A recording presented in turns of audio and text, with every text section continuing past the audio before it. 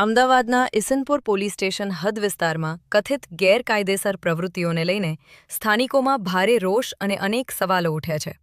સ્થાનિક લોકોનો આક્ષેપ છે કે વિસ્તારમાં લાંબા સમયથી કેટલાક ગેરકાયદેસર ધંધાઓ ચાલી રહ્યા હોવા છતાં તેમની સામે અસરકારક કાર્યવાહી થતી જોવા મળતી નથી.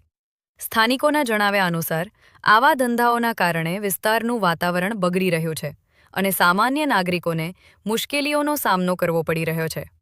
લોકોનું કહેવું છે કે કાયદો અને વ્યવસ્થાની જાળવણી માટે જવાબદાર તંત્રે આ મામલે ગંભીરતા દાખવવી જોઈએ.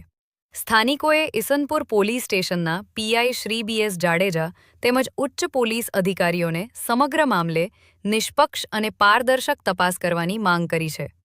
જો કોઈ વ્યક્તિ ગેરકાયદેસર પ્રવૃત્તિમાં સંડોવાયેલી હોય તો તેની સામે કાયદેસરની કાર્યવાહી કરવામાં આવે તેવી પણ માંગ ઉઠી છે. જો કે આ તમામ આક્ષેપોની અધિકૃત રીતે પુષ્ટિ થઈ નથી અને પોલીસ તરફથી સત્તાવાર નિવેદન પણ સામે આવ્યો નથી. તપાસ બાદ જ સમગ્ર હકીકત સ્પષ્ટ થશે.